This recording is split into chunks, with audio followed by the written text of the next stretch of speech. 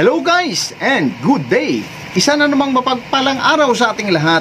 For today's video guys, sasagutin ko na yung katanungan ko doon sa nauna kong nai-upload na video. At kung nakikita nyo guys, no, sa video natin, tinanong ko noon kung sa palagay nyo, ano ang ginagawa ni Chief sa machineries na yan. Nasabi ko na rin noon yan guys kung anong klaseng machineries, at yan nga po ay reefer compressor. Yan po ay isa sa pinakamahalagang gamit natin sa barko, kung saan yan po ang nagpipreserve ng mga food supply natin. Sa tamang temperature guys, mapipreserve natin at maprolong natin ang buhay ng mga pagkain natin sa barko. Kasi napakahalaga yan guys, no, sa barko. Lalo na kapag mahabaan yung biyahe. So kayang-kayang mag-stock ng 3 months supply, no? Even 6 months supply guys, no, sa barko ay pwedeng mag-stock, no? So makakatagal tayo sa mahabaang biyahe. At ang ginagawa ngayon guys ni Chief Engineer dyan is nire-recharge natin ng refrigerant. Kasi para naman ma-maintain ang temperature ng reefer chamber natin, para ang mga nilalagay natin doon is hindi mabubulok.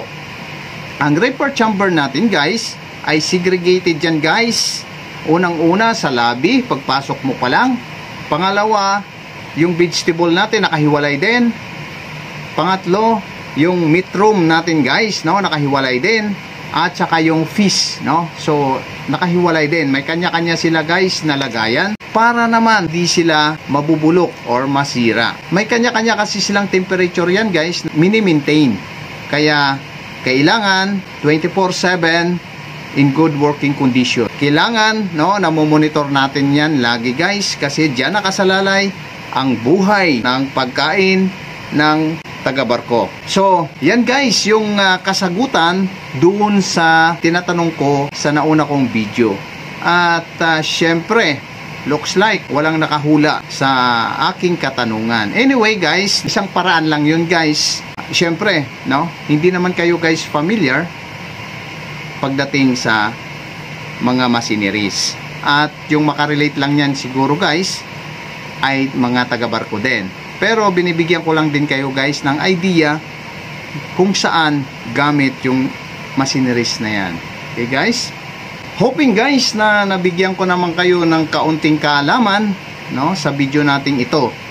At gaya nga ng nasabi ko guys, kung nakikita nyo, no, nag-charging lang ng refrigerant si Chief Engineer dyan. That's all for today guys. And may God bless us all. See you on my next video guys. Bye-bye.